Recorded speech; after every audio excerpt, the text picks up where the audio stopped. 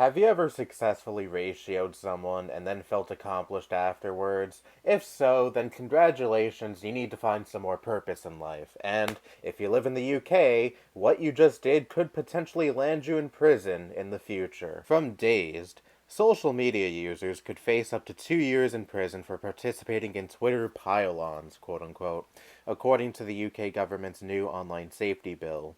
The upcoming legislation threatens social media companies with fines up to £18 million for failing to tackle abuse, but it also focuses on individual users, trolls, who knowingly cause psychological harm online could be liable for jail time.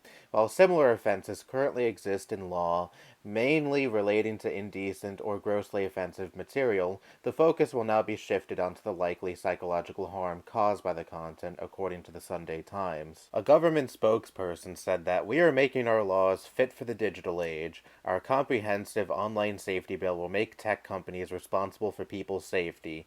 We are carefully considering the Law Commission's recommendations on strengthening criminal offenses. Now, I do 100% believe that people should be held more accountable for how they treat others online because many people use the anonymity of the internet, the safety of being behind a screen and a keyboard, as a means to say the most awful shit about other people online and then essentially get away with it scot-free.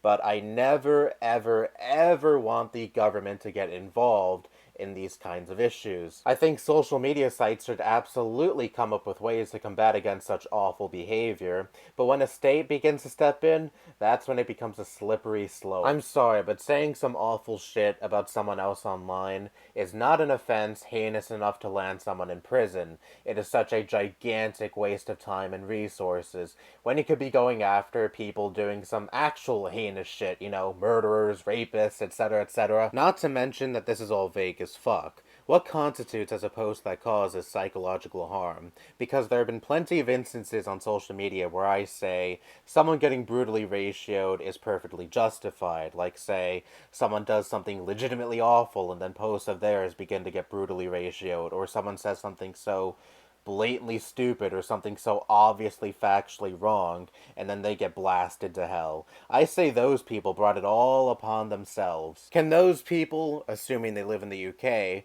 then claim that the people on social media calling them out are causing them psychological harm, and then the people on social media who are rightfully calling that person out, again assuming they live in the UK, now have a potential jail sentence hanging over their head? Because how can this conceivably work in practice? I have a bit of a theory, though. Tinfoil hat time. But I really don't think that this will apply much, if at all, for regular citizens, but rather government officials or other high-ranking members in society. Let's say someone within UK Parliament tweets something that the public vehemently disagrees with, and then that government official can then claim that all those mean tweets directed towards them cause them psychological harm, and then those people have a potential jail sentence hanging over their heads.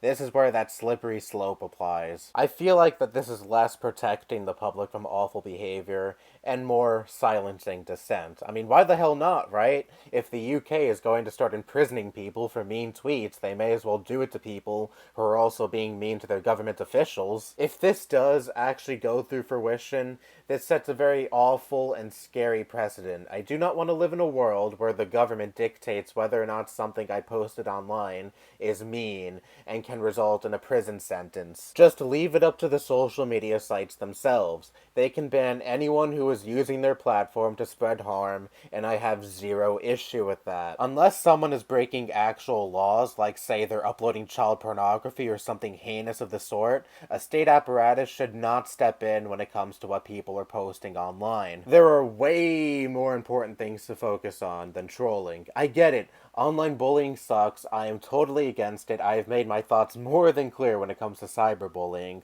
But again, the government should not step in when it comes to problems like this because it just creates a slippery slope. This could very well be used for nefarious reasons. Remember the Patriot Act? The US government prying into the privacy of its citizens under the guise of, oh, we're just combating against terrorism.